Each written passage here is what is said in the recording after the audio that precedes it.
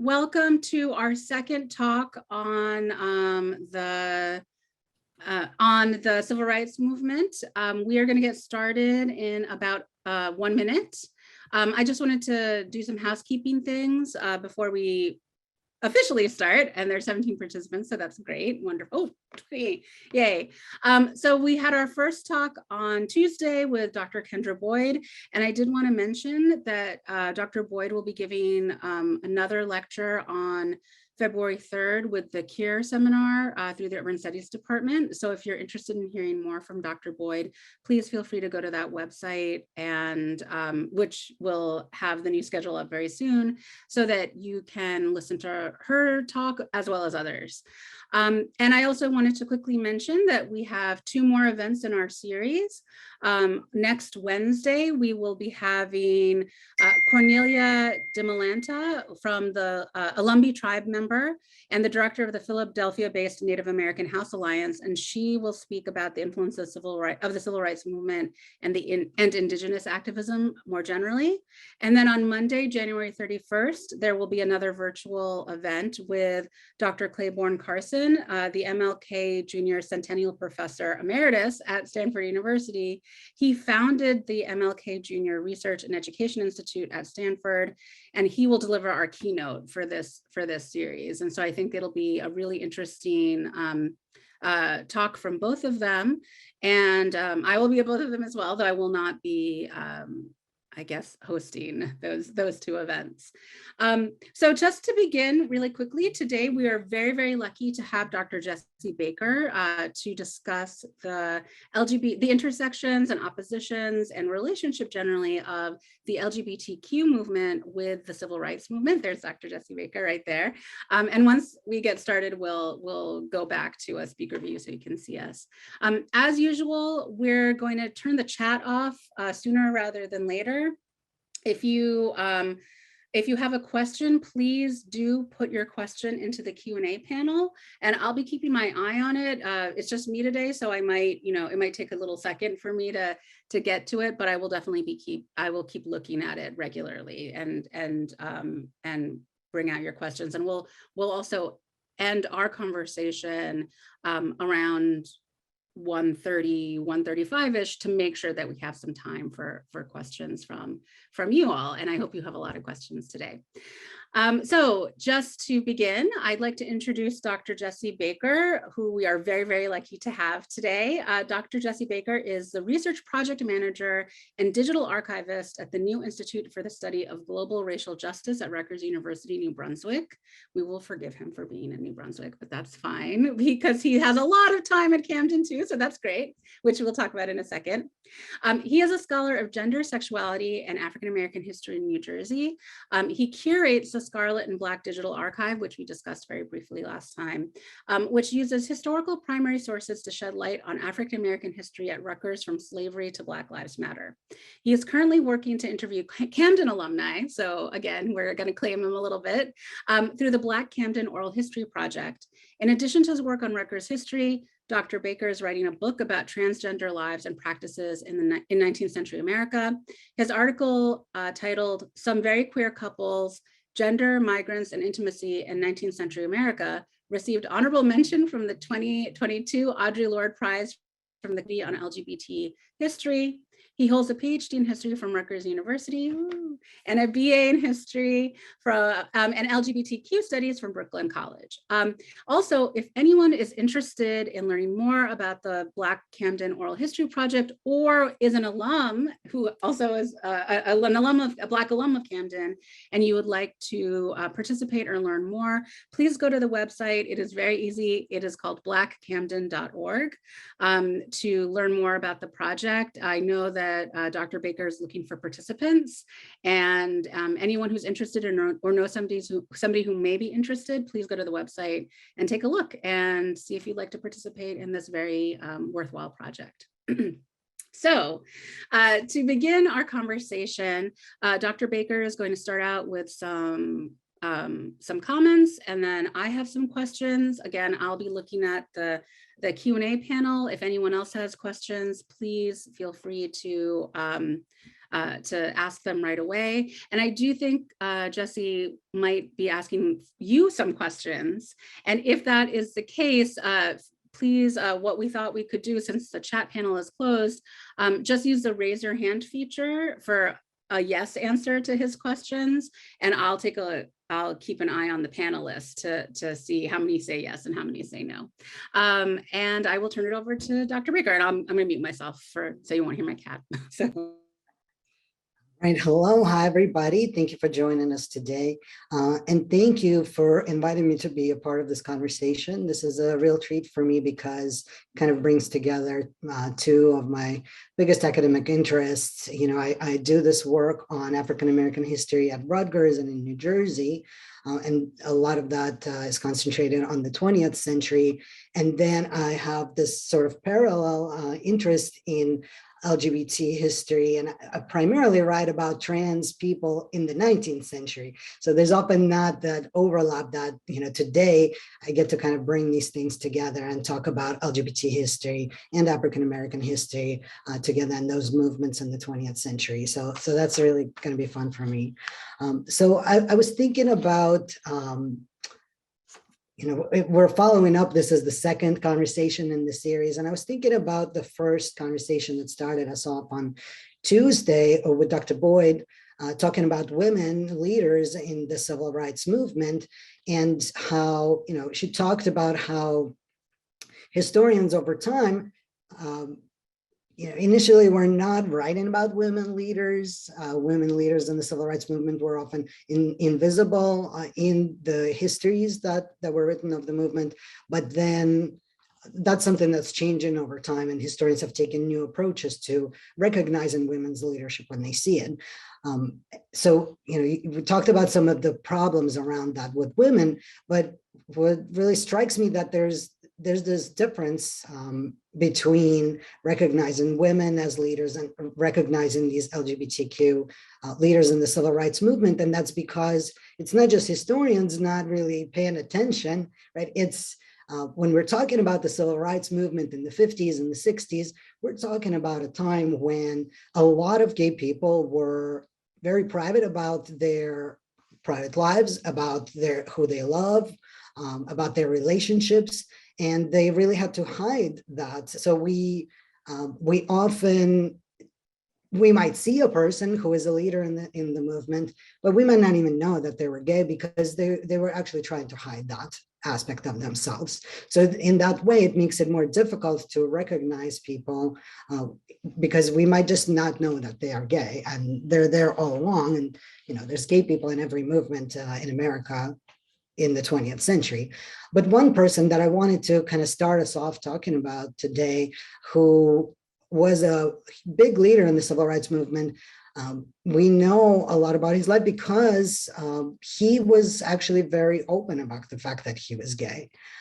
From, you know, and I'm talking about Bayard Rustin, and I'm gonna actually share my screen so you can see who I'm talking about, see his face. So here we go. So here's Bayard Rustin.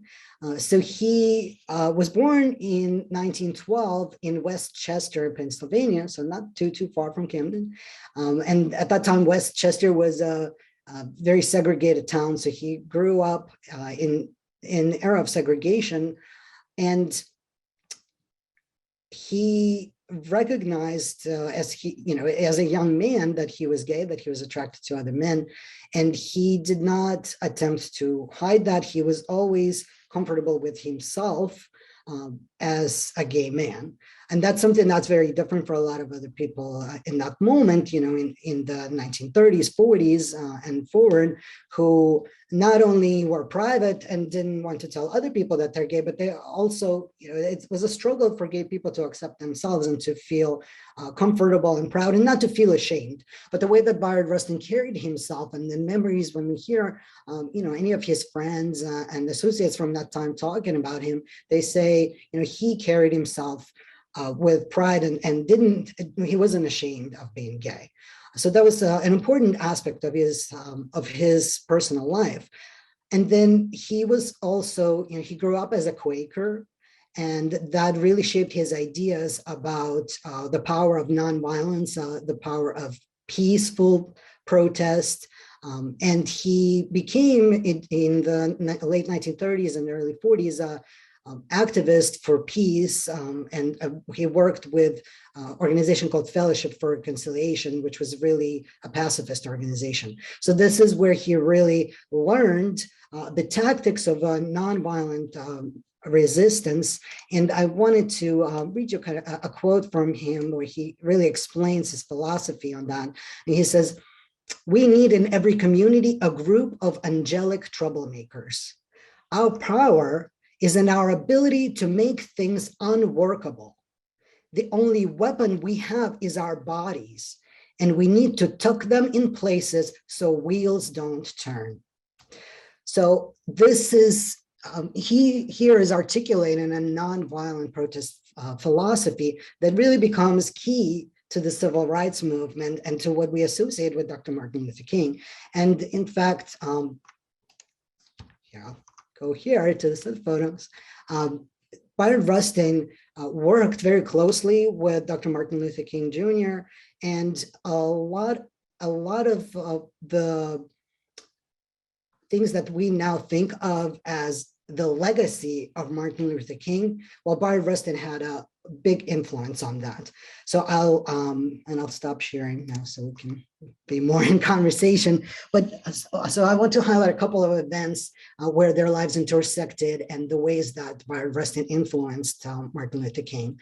So one of the first times that they worked together was actually during the Montgomery bus boycott in 1955. And of course, this is the boycott that puts Martin Luther King as a leader on the national stage. It gives him this national spotlight.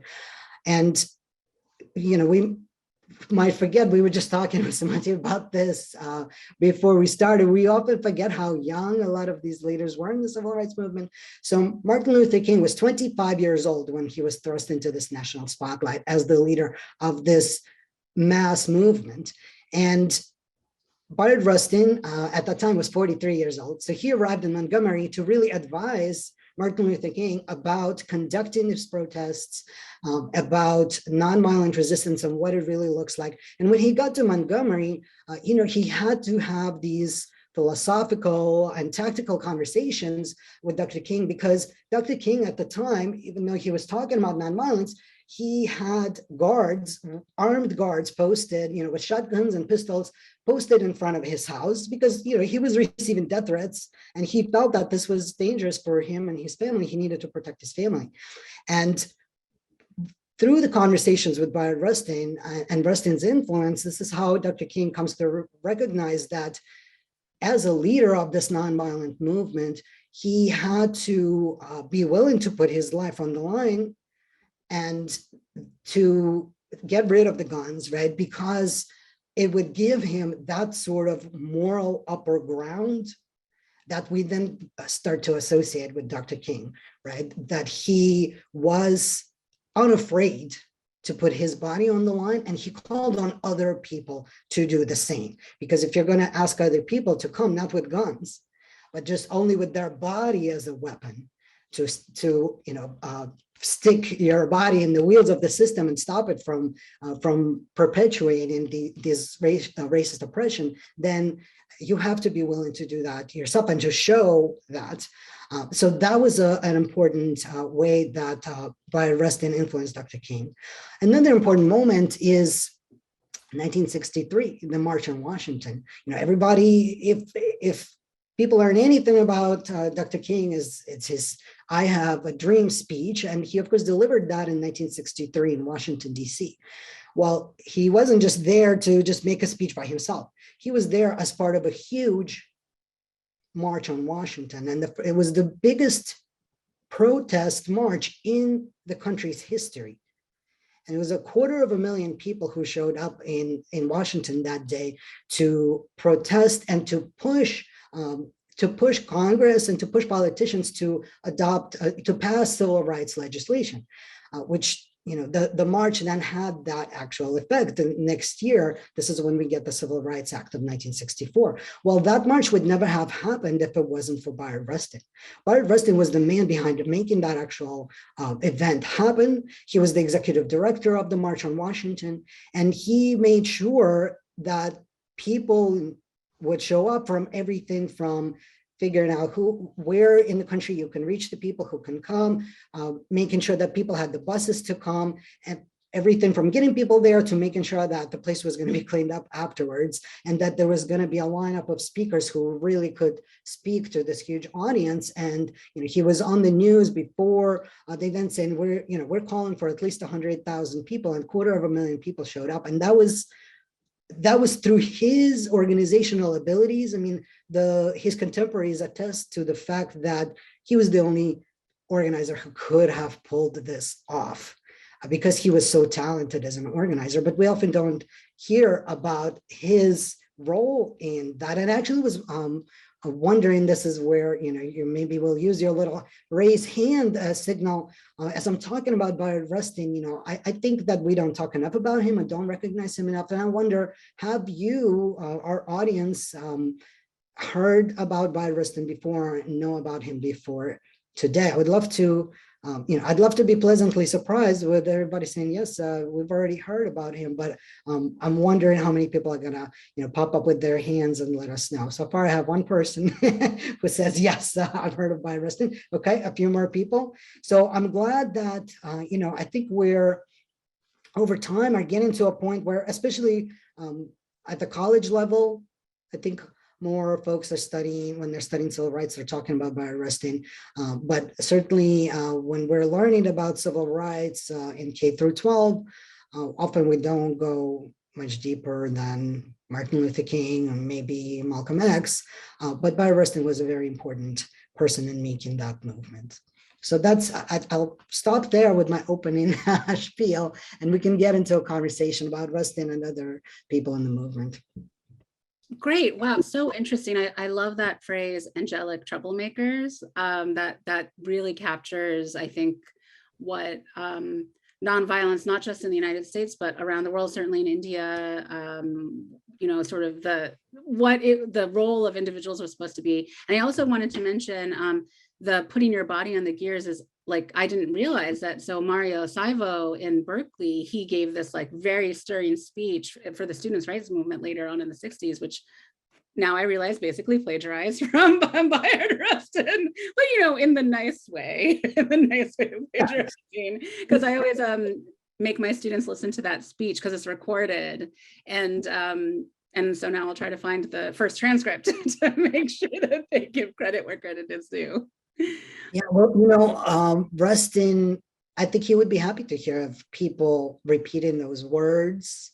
He wasn't there to hoard the ideas, right? He was there to spread the ideas, and he wanted as many people to be repeating and those ideas and saying that this is important. And shout out to India, because actually that's part of how he came to learn his about nonviolent protest. He's really studying Gandhi's tactics and going to India shortly, actually, after Gandhi was killed, to go and to study with the activists there, to connect with them about how they were conducting their movement for independence. So that was a very important influence on him, and he really brought those Gandhian ideas to Dr. King.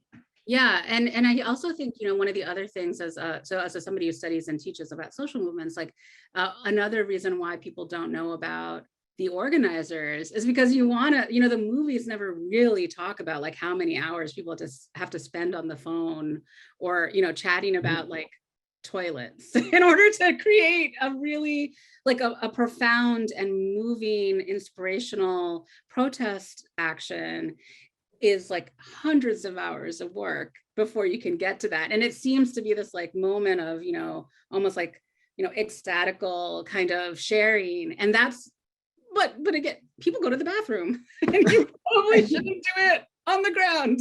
It probably won't be good for you. And so, yeah, these are the things that, the work behind social movements, I often call it good tedium, right? Because it's really important to do it well and be meticulous. And so you can't, but but very often those are the heroes that are really unsung, because it is this tedious work that is like, I just spent like 5 hours today talking to somebody on the phone about, garbage, and it makes the world run, but still, you don't get that moment of, I have a dream, right? Where people can sort of hear and see what all of that work was for. Right.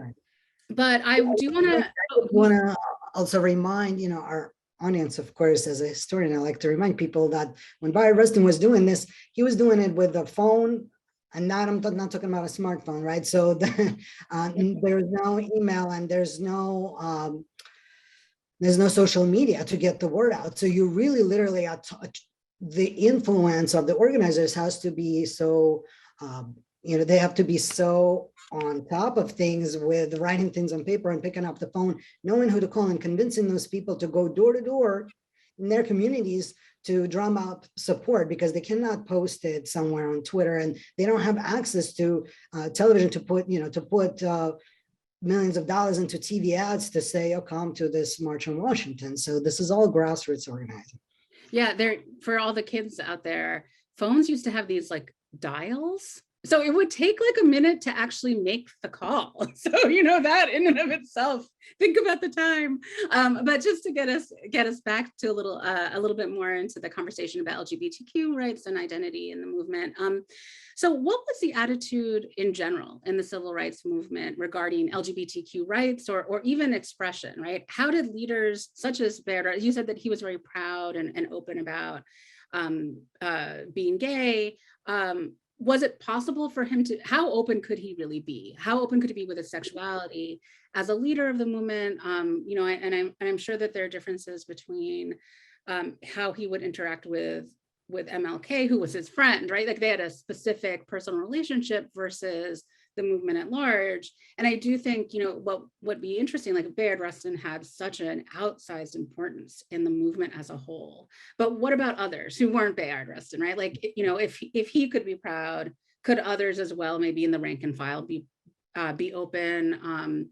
So could you talk a little bit about that? Yeah, I think that, again, when we're talking about 1950s, 1960s, when this activism is taking place, we have to remember how difficult it was for anybody who was gay to be open about who they are, who they love, because, and to accept themselves, because this is a time when, there's still a diagnosis that you're a sexual pervert, and you need to, a lot of people were subjected to electroshock treatments and other procedures to try to make them not gay, right? So if you're gay, you should try to not be gay. And if you are gay, that is something to be ashamed of, and you should definitely not be telling people that you're gay. And so there's a lot of homophobia just in American society in general. And of course, it permeates a lot of civil rights movement spaces because it is part of the culture overall. And so this is something that Bayard Rustin had to actually think about a lot throughout his life, how open to be or not be. And it is his personal life and the fact that he was gay really it made his trajectory as an activist a really kind of a bumpy ride, where he would work with one organization, and he would, even the first organization that he worked with, the Fellowship of Reconciliation, he worked with them for years, and then one day he was pushed out of the organization because they felt like him being gay and other people being able to say, well, you have a pervert working for you and he's your leader, so we're going to discredit your organization because of that. They wanted to push him out because of that kind of rhetoric. So he was pushed out of that organization, and that kind of cycle continues for him multiple times. And actually, even his relationship with Dr. King was up and down in large part because Bayard Rustin was gay. And one of the in Montgomery, he has to leave Montgomery. He goes there, he helps organize there, and at some point he has to leave because people start talking and saying, hey, who is this? We see Martin Luther King, and who's this man standing next to him? What do we know about him? Oh, let's put it out there that he is a homosexual, and that's a perversion, and this is the kind of person you have next to you. He decides to take himself out of that situation and leave Montgomery because he doesn't want to take the spotlight away from what's really going on in Montgomery. But then again, another moment that for him is a rupture actually with Dr. King comes in 1960 when 1960, this is the year of the election when this is President John F. Kennedy, future president, is running against Richard Nixon. And so in the lead up to this, there's going to be these conventions, the Democratic National Convention and the Republican National Convention. And at this point, the leaders of these parties did not yet, they didn't put civil rights as part of their platform. As the presidential candidates are discussing and talking about what they're going to do with their time in the White House, they're not talking about making a Civil Rights Act be a part of their agenda. So Bayard Rustin wants to push them to talk about civil rights as part of the agenda. And so he organizes March on the Conventions, and both the Republican and the Democratic conventions. He, just like later on he would do with the March in Washington, he has people come and he wants them to go to the convention and really push this agenda. Well, there are other people in the civil rights movement who disagree with that approach, with that tactical approach. And particularly there's and the Martin Luther King was on board. So they're working together on this. And they particularly want to push the Democratic Party to adopt this civil rights agenda.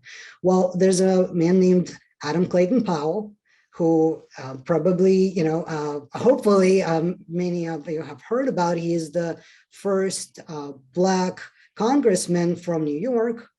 And he is, he's a Democratic congressman. He's in Congress since 1945. So he's already in Congress for 15 years, working with the Democratic Party from within the establishment for 15 years by 1960. And he doesn't want Bayard Rustin to organize this march and to bring kind of a negative light to what the Democratic Party is doing. And Adam Clayton Powell thinks that that's a tactical mistake. So they have this, they're on the same side, right? They're both in the civil rights movement, but they have a disagreement about how to go about things. So what does Adam Clayton Powell do? He calls Dr. Martin Luther King and he says, listen, if you support this march on the conventions, I want you to withdraw your support. And if you don't, I will put it out there that Bayard Rustin that you work with is a homosexual and that you're having a sexual affair with him.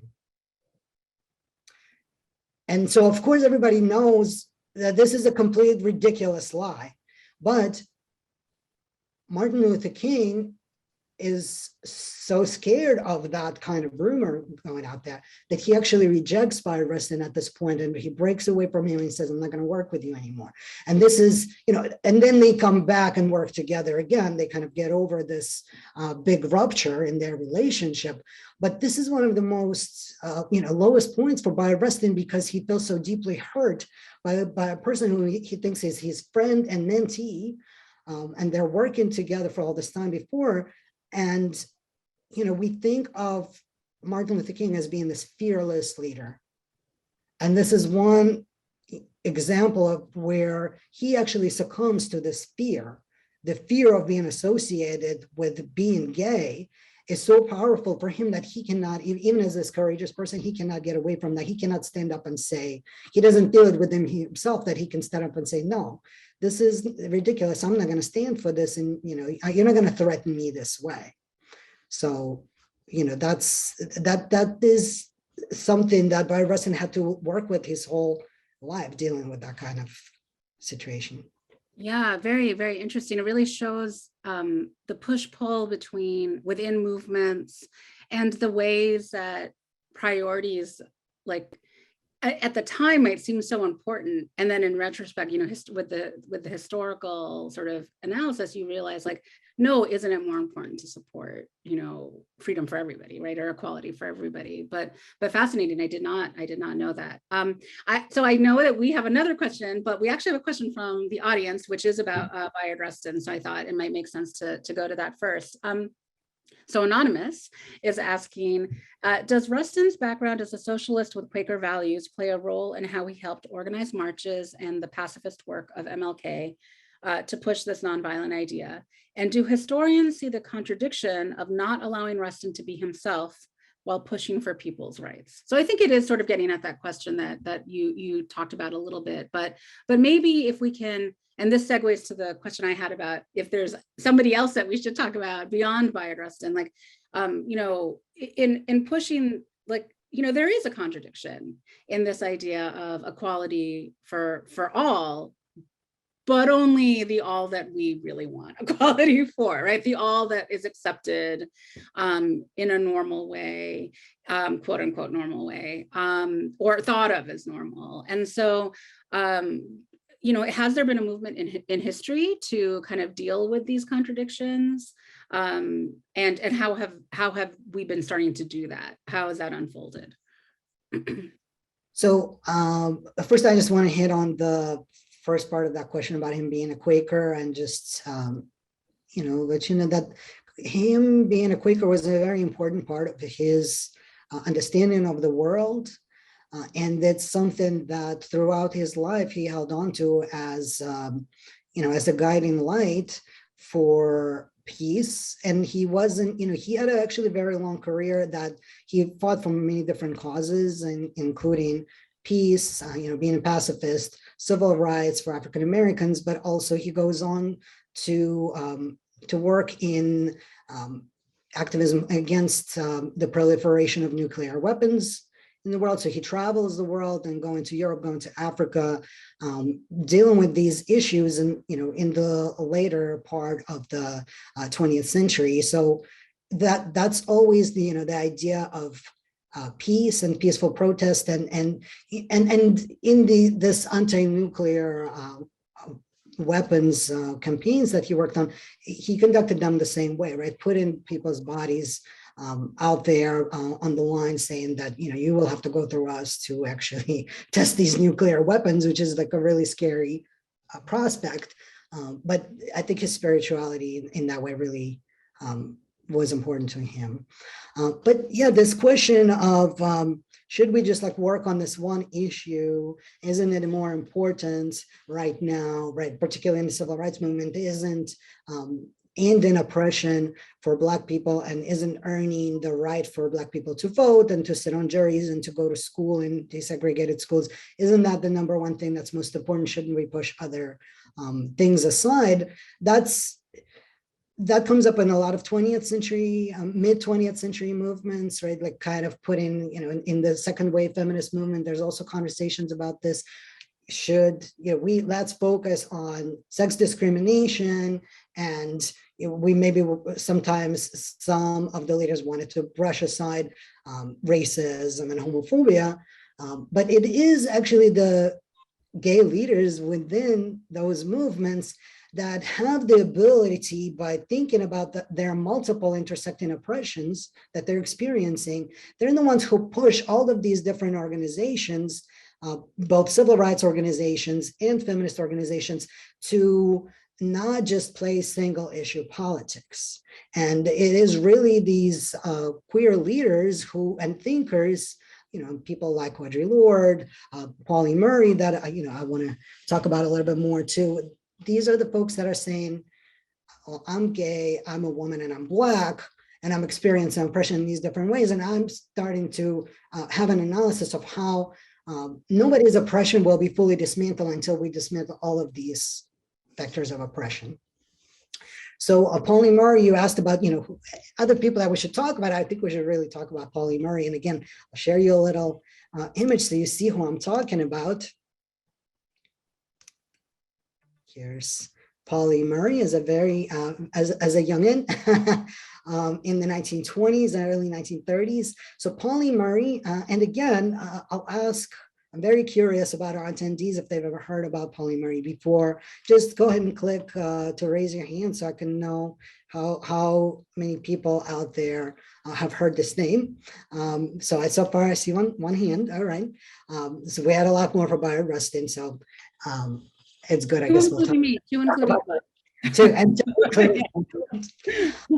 Paula Murray was one of the most brilliant legal minds of the 20th century. And again, we often don't, everybody's frozen for me. Can you see me? We can see and hear you. Can you hear us? I think you got unfrozen. Yes, sorry. Okay, all right, yeah.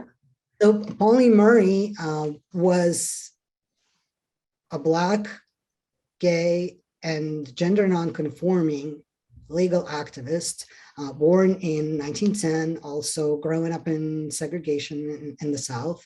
And one thing about Paula Murray that historians have been talking about a lot recently is Paula's gender identity. And, should we even talk about Paula Murray as a woman? Is it more appropriate to talk about Paula Murray as a non-binary person? The reality is that the time when Paula lived, non-binary was not an identity that people were talking about. But certainly today, when we talk about trans and non-binary identities, we recognize Paula Murray as part of our history. And Paula Murray, Paula is a name that they take on for themselves. Their birth name was Anna Pauline Murray, and it was a very conscious choice on Paula's side to take on this gender ambiguous name. So as you see in these pictures, this is when Paula Murray is very young, is experimenting with this very gender non-conforming self-presentation, gender presentation, wearing pants. This is again, this picture, if you saw this now, and be like, okay, well, what's the big deal? But we're talking about a time when women were not wearing pants. Okay, so if you're wearing pants, you're really signaling something about how you want to be perceived. And there were times when Paula would revel in passing as a young man. And there is, but by the time that Paula is in their 30s, Paula is actually seeking out medical treatments, knocking on doctors' doors, asking, what is going on with me? I want to understand my gender identity, and I want to see, is there a way that I could live as a man? Can I get hormones? Can I get medical treatment to help me transition? And again, this is happening in the 1930s and 40s. So the answer is no. For Paula. And so Paula at some point really has to reconcile that for the rest of their life, Paula is going to live as a gay woman. But Paula is actually very private about being gay. And this is some photographs again of Paula later on in time. And Paula is very private about being gay, but is very public about support for civil rights. And so I want to tell you about some of the, I'll stop sharing the screen so again we can get back to face-to-face. So I'm going to tell you about some of the contributions that Paula Murray made to legal thinking and to some of the biggest legal decisions that we associate with civil rights. So we know that, one of the biggest legal victories was Brown versus Board of Education, which is the court decision, the Supreme Court decision that strikes down segregation and strikes down the idea of separate but equal, right? And before that, you have this long-standing precedent at the Supreme Court level called Plessy versus Ferguson from 1896 that ruled that it was okay to have segregation because you can have a situation where people are separate but equal. So as long as you have people, you're treating them equally, they can be separate. And so you can segregate Black people into different accommodations, into different schools, right? This whole issue of transportation on the buses, and that's all okay as long as it's equal, right? So Paula Murray, in 1944, when Paula is in law school in Howard University, Paula comes up with this idea that really Plessy versus Ferguson must be overturned in order to get equality. And now this is a moment in time when with other legal thinkers of that time are looking at what Paula is saying, they're laughing. They're like, this is not going to happen. Because their legal strategy at the time is to take cases to court and say, okay, Plessy versus Ferguson says should be separate but equal. So, okay, we're going to be separate. That's okay, but you're going to have to make things equal. You're going to have to give more resources, for example, to Black schools, because right now you're not treating them equally, you're not giving them the same resources. So we're fighting for that equality even under segregation. And so Paula Murray says, no, we need to attack things differently. And Paula Murray comes up with the arguments that say inherently there can be no equality with segregation. When you say that you're separate, you're already inherently making people unequal, even if you're giving them similar resources, because you're signaling to a group of people, to a minority group of people, that they are second-class citizens just by separating them out. Well, that is exactly then, after laughing at what Paula Murray is proposing, 10 years later, that is exactly the argument that the lawyers for the NAACP are going to make in order to get this decision in Brown versus Board of Education. So Paula Murray was really a trailblazer in that way. And in the same way, Paula Murray starts to have a analysis of sex discrimination as well. And this is another important contribution. In the early 1960s, Paula Murray is starting to write about how can we attack sex discrimination. And now at that time, people are talking about Equal Rights Amendment. So in order to stop discrimination on the basis of sex, we need to amend the Constitution, and we need to adopt an Equal Rights Amendment that says you cannot discriminate on the basis of sex. So some legal thinkers think that we're not going to ever eliminate sex discrimination unless we have this Equal Rights Amendment. But the problem is that idea is stalled, and it's not really moving forward. And we, to date, the year is 2022. We don't have an Equal Rights Amendment still, by the way. But Paula Murray comes up with this idea and says, you know what, even if we don't pass the Equal Rights Amendment, the Constitution already prohibits discrimination based on sex. Because if we look at the 14th Amendment, and it has this equal protection under law clause, that equal protection under the law, well, lawyers are now using it for civil rights to say you can't discriminate on the basis of race. Well, we should be using that 14th Amendment to also talk about sex, because if you are telling women, for example, they cannot serve on a jury, well, you're not giving them equal protection under the law, and you're discriminating on the basis of sex, and the 14th Amendment prohibits that. So that's an idea, a very sophisticated legal idea that, I hope I'm not a lawyer, so hopefully I'm translating into simple terms and giving it, doing it justice. But that's the idea that Ruth Bader Ginsburg in 1971 takes to the Supreme Court to win a landmark case called Reed versus Reed that actually, Ruth Bader Ginsburg says with the 14th Amendment prohibits discrimination on the basis of sex. And that's her argument. And she's actually, Ruth Bader Ginsburg gives credit to Paula Murray, unlike, some of these male civil rights leaders that never mentioned Paula Murray and that Paula came up with these ideas. Ruth Bader Ginsburg, when she submits her brief to the Supreme Court, she says co-author on this is Paula Murray. Even though Paula Murray was not actively writing that legal brief, Ruth Bader Ginsburg understood the shoulders that she was standing on and gave Paula Murray that credit. But historians have often not given Paula Murray the credit for being a trailblazer in these ways. Yeah, she shaped the entire approach of what equality meant, right? Mm-hmm. Like not just the tactics, but what does it mean to actually be equal, and how we think about that today. And it's really interesting that so many of the sort of theories or ideas that germinated in the civil rights movement have become, I think, normalized in our society to a certain extent, not completely in any way, shape, or form. And yet we do often just think, oh, well, it's MLK. I mean, Dr. King was very influential, very important, had a lot of, very, critical to our understanding of equality in the contemporary United States, but there were other people who influenced him, right? And so I think that's really fascinating.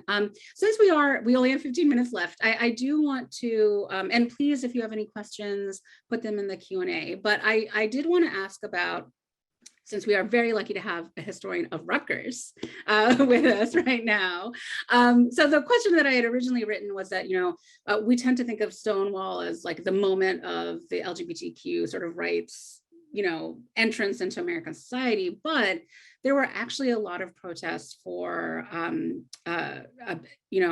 LGBTQ rights before then. There's some fascinating video footage out there if you're interested in a protest that happened outside of the White House for a few, I think, weeks by State Department workers for gay rights. And in Philly, there were lunch counter protests for gay rights in different restaurants. And so I wanted to know, what is that? So, the tactics seem to like travel, before Stonewall, between the civil rights movement and the gay rights movement. But since we're also getting a little bit shorter on time, I wanted to focus a little bit more on Rutgers history itself, because Rutgers has a very interesting place, I think, in the history of the gay rights movement broadly in the United States. So could you speak a little bit about to that, as well as Lionel Coffee, who you're going to tell us about?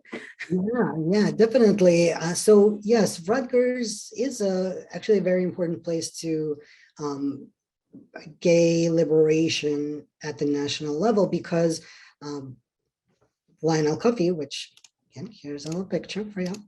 Lionel Coffee was this activist that we were lucky to have on campus in New Brunswick, and in the late 1960s. So he is a young Black man who is gay and who is enrolled at Rutgers in 1969, and he sees the protests, civil rights movement protests, but then also the emergent Black Power protests, including the ones on campus happening at Rutgers in the spring of 1969. And then, so that begins to inspire him as an activist, and it really gets him thinking about oppression and how we overturn oppression and how we need to fight. And then 1969, Stonewall, in the summer of 1969, these protests in New York City really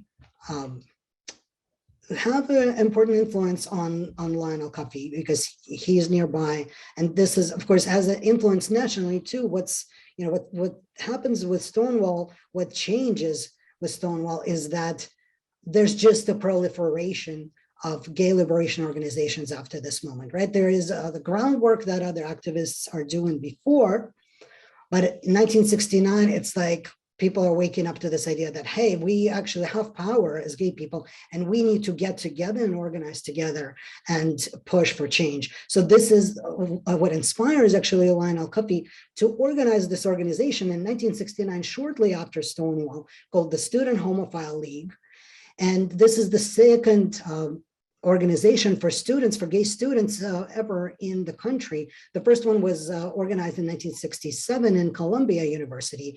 And so Lionel Coffee actually connects with those students in New York City at Columbia, and he learns from them what they did to organize. And he says, I'm going to do the same thing at Rutgers. So he organizes the Student Homophile League, which is, it's a student organization that's really aimed at helping students, first of all, accept it themselves and understand that there's nothing wrong with them, that they're gay, and that they should be proud of who they are. And then putting those, being open about being gay, coming out, and also openly speaking on campus about gay issues and gay rights. And at that time also, since this is the very beginning of gay liberation on the national scale, the student group is not just, oh, this is a little student group that's only doing things for the students of Rutgers. They organize conferences because, they have, he convinces the student government to give him money to fund the organization and to fund these conferences, where they're bringing some of the biggest names in gay liberation activism to campus at Rutgers so that people can connect. And so this is then a national hub for gay activism and for people to connect together. And I wanted to share a quote from him that I think is so important and powerful in bringing together these different themes we've been talking about. Reflecting on his time with the Student Homophile League, he said, Being Black and homosexual, one forms a double consciousness of being oppressed. By forming a consciousness of being Black, I gradually came to form a consciousness of what it is to be gay and oppressed too. So I think what he's really, what he's really saying there, what he's talking about is this inspiration that he sees in his community with African Americans standing up against oppression. He sees that, and he understands what oppression means through the lens of race. But once he has that as the standing of himself as a Black man who is oppressed and who can and should fight against that oppression, he's able to apply that analysis also to his gay identity. This is why he becomes a gay activist, really, because first having that race consciousness. And I think that describes so many of Black LGBT leaders from that era who start understanding their oppression often through the lens of race because of this massive civil rights movement that's on everybody's mind. But then they're able to really take that into other parts of their life and to become activists for other causes. Wow, that is, I will be perfectly honest, I didn't know anything about Lionel Coffee, and so I'm fascinated by that. Just, the wherewithal to take something that is such a huge presence in the media, in the world, to witness that and to understand how to broaden it, right? To make it go out to others who might still feel like they are not captured by the movement in a way, right? Or that the movement isn't speaking to them in the totalism that it should be. A movement asking for liberation and equality still has its constraints because it's a political movement, and politics is about constraining things in a variety of different ways.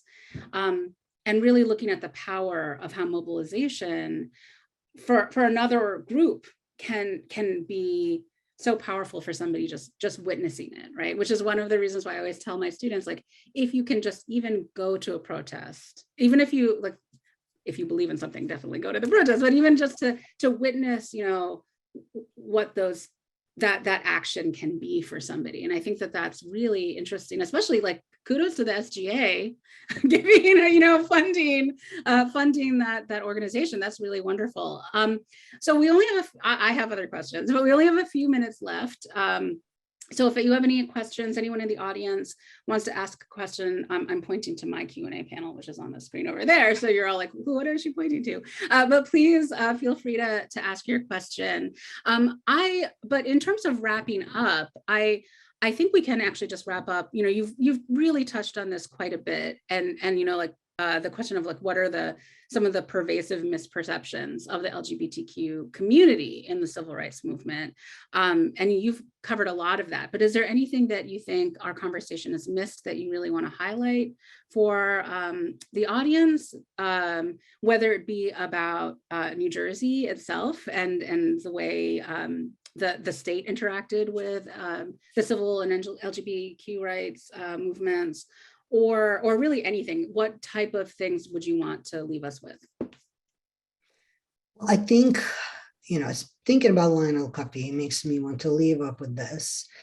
I think that when we're talking about the post-Stonewall era, 1970s, and we're talking about gay liberation and the tactics, direct, nonviolent action, these tactics that the people in the movement were espousing, sometimes I think we would frame that as, or historians I've seen frame that as, well, they're taking something from the civil rights movement, or they're like stealing tactics. These white gay activists are taking this and they're not acknowledging where this is coming from, and they think they just came up with this. But I think thinking about Lionel Coffee, I think, reminds us that those tactics didn't just jump over from the civil rights movement to the gay liberation movement, or from Black power to gay liberation, just by watching TV, or by white activists watching Black activists and what they're doing.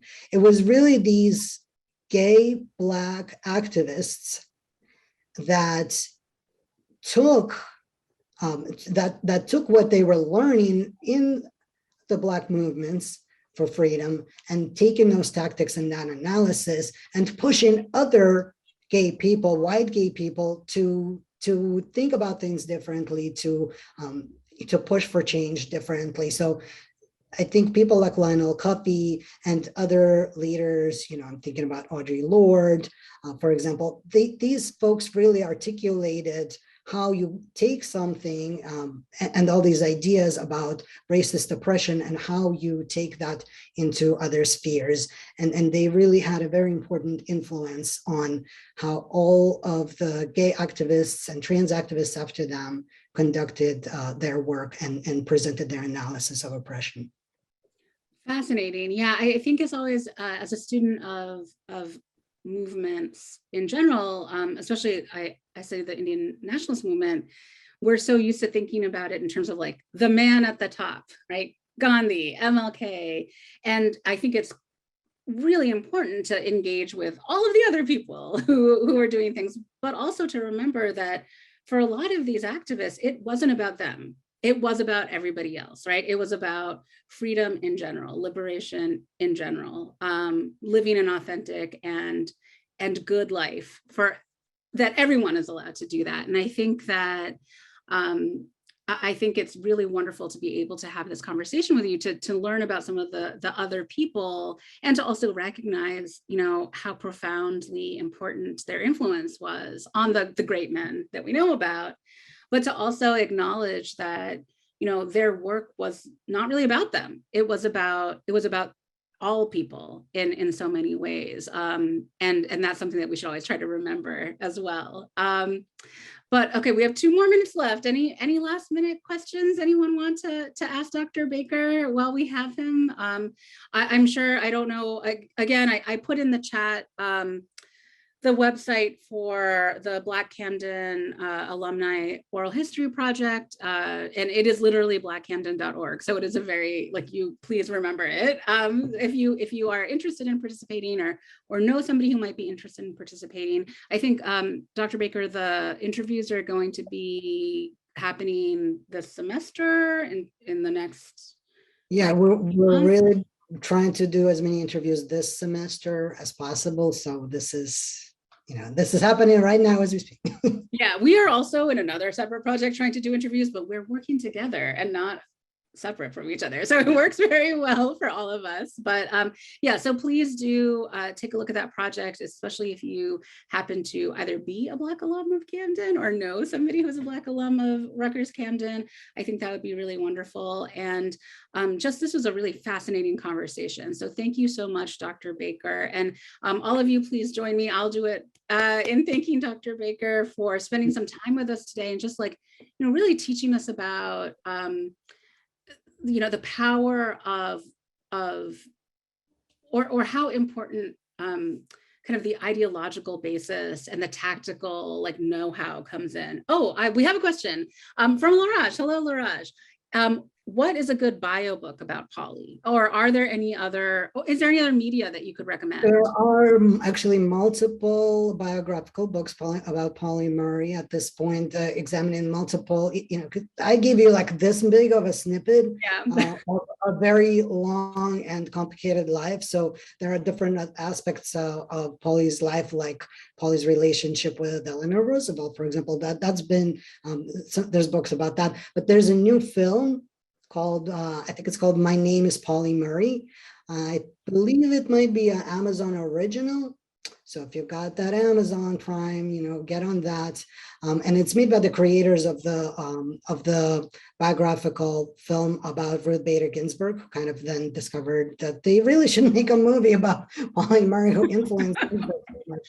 So definitely look up the film. It's amazing. So do that. Okay, great. And we also have Oscar Holmes is saying Beyond Respectability, the Intellectual Thought of Race, Women, Gender, and Sexuality in American History by Brittany Cooper, another Rutgers professor. Yes. Yeah, wonderful. Thank you. Thank you so much. I'm very excited I know what I'm doing this weekend. I'll be watching that Paula Murray documentary. So my weekend is set, that in the Matrix. But all right. Thank you so much, Dr. Bayker. And I hope to see all of the rest of you again next week for our discussion about Indigenous rights and the civil rights movement. So thank you again. Have a good day, everybody. Thanks, everyone. Thanks. Bye. Bye.